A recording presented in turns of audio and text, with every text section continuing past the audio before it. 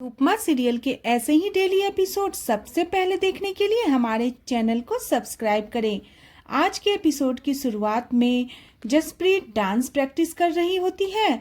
मनोहर जी और अनुपमा उसे दूर से देख रहे होते हैं।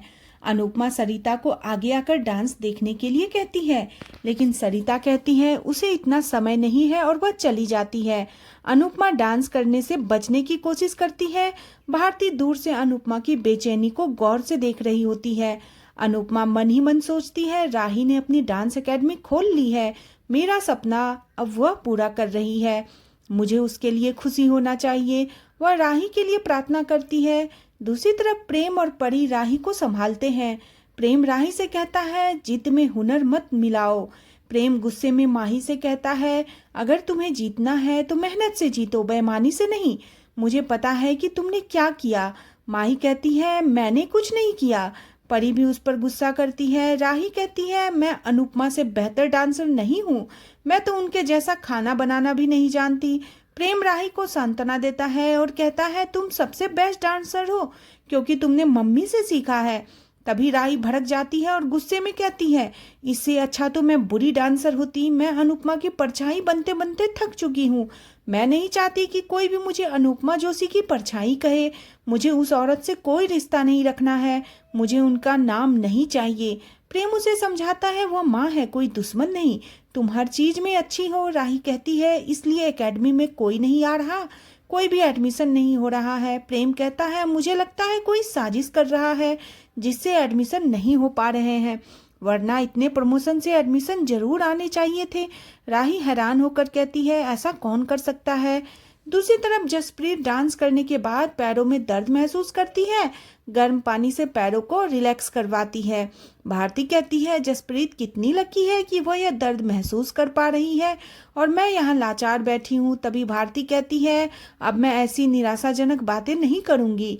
जसप्रीत कहती है, हमें गुरुजी मिल गए हैं लेकिन उनके लिए शिष्य नहीं मिल रहे। भारती कहती है, चिंता मत करो, कोई न कोई जरूर आएगा। इसी बीच भारती फैसला लेती है, जब तक वह ठीक नहीं होती तब तक वह घर से ही रेडियो के लिए स्क्रिप्ट लिखेगी। अनुपमा को यह आइडिया बहुत पसंद आता है। अनुपमा काम के सिलसिले में बाहर चली जाती है। जसप्रीत को शक होता है कि अनुपमा को छुपा रही है। भारती भी कहती है, अनुपमा जैसी दिखती है वैसी है नहीं। जसप्रीत उसकी बातों से सहमत होती है। दूसरी तरफ शाह हाउस में किंजल रोते हुए घर लौटती है। बाबूजी उससे वजह पूछते हैं। किंजल बताती है उसकी नौकरी चली गई है। तभी तोसू कहता है, तुमने ऐसा क्या कर दिया कि नौकरी चली गई। बाबूजी तोसू को चुप रहने के लिए कहते हैं। बाबूजी के पूछने पर किंजल उन्हें पूरी बात बताती है। उसने गौतम को एक्सपोज किया था, जिसकी वजह से गौतम ने उसे नौकरी से निकलवा दिया।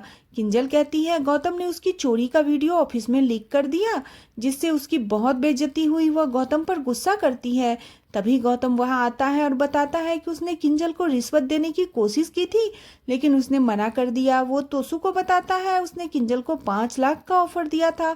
यह सुनकर तोसू हैरान होता है, लेकिन बाबूजी कहते हैं कि तुम लालची हो, तुम चुप रहो। गौतम धमकी देता है वह किंजल को और परेशान करेगा। यह भी कहता है कि अब वह उसे कहीं और नौकरी नहीं करने देगा। वह चेतावनी देता है, तुम्हारी नौकरी लगने से पहले तुम्हारी चोर होने की खबर वहां पहुंच जाएगी। गौतम चला जाता है। इसके बाद तो किंजल से सवाल करता है, उसने गौतम का ऑफर क्यों ठुकराया। तोसू पूछता है। किंजल जवाब देती है, इससे मेरा ईमान चला जाता, लेकिन यह बात तुम नहीं समझोगे। तोसू कहता है, अब क्या करोगी। किंजल कहता है, अनुपा माँ ने मुझे आत्मसम्मान रखना सिखाया है और अनुमा के तरह ही मैं किसी के आगे नहीं झुकूंगी। किंजल ओवर कॉन्फिडेंस से कहती है, जब तक मुझे नई नौकरी नहीं मिलती मैं कोशिश करती रहूंगी, कोई और काम करूंगी। दूसरी तरफ अनुपमा को खाना बनाने का काम मिलता है। वह खुशी से उस औरत से कहती है, मेरा सौभाग्य है कि मैं आपके सास ससुर की 50वीं एनिवर्सरी पर खाना बनाऊंगी। अनुपमा उनका आशीर्वाद लेती है और उन्हें बधाई देती है। अनुपमा को उन्हें देखकर बाबूजी की याद आती है। अनुपमा उनके परिवार के प्यार को देखकर खुश होती है और कहती है, जिस घर में माता पिता का आदर हो उस घर पर भगवान आशीर्वाद बनाए रखते हैं। इसी बीच अनुपमा को मनोहर जी का फोन आता है। वे घबराते हुए कहती हैं, तरुण वापस आ रहा है, तुम जल्दी से आ जाओ। अनुपमा परेशान हो जाती है। दूसरी तरफ ख्याति डांस एकेडमी में एडमिशन के लिए आने वाले कॉल को मना करती है। तभी पराग आता है और गुस्से में कहता है, इसलिए डांस एकेडमी में स्टूडेंट नहीं आ रहे हैं क्योंकि आप उन्हें आने नहीं दे रही हैं। पराग ख्याति से साफ पूछता है वह क्या चाहती है।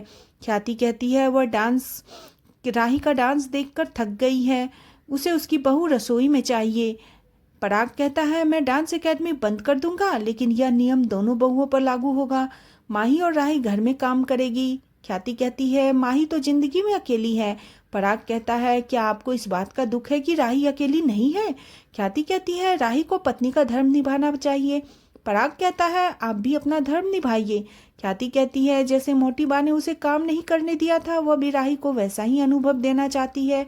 पराग और ख्याति में भयंकर बहस हो जाती है। ख्याति कहती है यह नाच गाना बंद आप कराएंगे या मैं कराऊं। पराग कहता है अगर आप अपनी बहू को नहीं जीने देंगी तो मैं उसे बात करूंगा। पराग चला जाता है। दूसरी तरफ तरुण मनोहर जी के कागजों पर जबरदस्ती साइन करवाने की कोशिश करता है, धमकी देता है अगर आपने साइन नहीं किए तो मैं आपके हाथ तोड़ दूंगा। तभी अनुपमा पुलिस के साथ वहां पहुंचती है और कहती है इनका हाथ छोड़ दे। तरुण हैरान हो जाता है। अनुपमा तरुण को पुलिस के सामने पकड़वा देती है, सारा सच बता देती है। तरुण को पिता नहीं सिर्फ प्रॉपर्टी चाहिए। पुलिस तरुण को ले जाने लगती है। तभी तरुण अनुपमा पर ही इल्जाम लगाने लगता है। अनुपमा झूठ बोल रही है। अनुपमा मनोहर जी को फंसाकर उनकी प्रॉपर्टी हड़पना चाहती है। अनुपमा हैरान होती है, लेकिन मनोहर जी सच्चाई सामने रख देते हैं और तरुण के खिलाफ बयान देते हैं। तरुण जबरदस्ती उनसे साइन करवा रहा था। वह इंस्पेक्टर से कहते हैं इसे यहाँ से ले जाइए। इंस्पेक्टर उन्हें भरोसा दिलाता है वह उनकी मदद करने के लिए है। पुलिस तरुण को ले जाने लगती है। तभी तरुण मनोहर जी पर गुस्सा करने लगता है, लेकिन तभी अनुपमा उसे गुस्से में चुप रहने के लिए कहती है। अनुपमा गुस्से में कहती है अब अगर तुम्हारा फोन भी आया तो मैं सीधे कोर्ट जाऊंगी। मैं तुम्हें पंडित जी को परेशान नहीं करने दूंगी। तरुण गुस्से में मनोहर जी से कहता है काश तू जल्दी से ही मर जाए, मैं तेरी अंतिम क्रिया भी नहीं करूंगा, तुम्हें मोक्ष भी नहीं मिलेगा। पुलिस तरुण को ले जाती है। मनोहर जी दुखी होकर बैठ जाते हैं और कहते हैं अपनी औलाद अपने ही पिता की मौत की दुआ कैसे मांग सकता है। वह अनुपमा से कहते हैं आज मैंने बेटा खो दिया, लेकिन मुझे आज बेटी मिल गई है। अनुपमा खुश होती है। मनोहर जी कहते हैं तुमने हमें कला से जोड़ा है, वरना हमारे बेटे ने तो हमारी कला को ही मार दिया था। अनुपमा उन्हें सांत्वना देती है। मनोहर जी अनुपमा से कहते हैं अब कंपटीशन की तैयारी करनी चाहिए क्योंकि वक्त बहुत कम है। अनुपमा भी इस बात पे सहमत होती है। मनोहर जी कहते हैं नटराज का आशीर्वाद हमारे साथ है तो सब सही होगा। आज का एपिसोड इसी के साथ खत्म हो जाता है। अगले एपिसोड में देखने को मिलेगा कि सरिता कहती है मुझसे डांस नहीं होगा, लेकिन अनुपमा उसे हिम्मत देती है। अनुपमा को सरिता का इंतजार होता है, लेकिन सरिता बताती है कि वहाँ अपने पति और ससुराल का अत्याचार सह रही है। अनुपमा फैसला करती है कि वो उसकी मदद करेगी।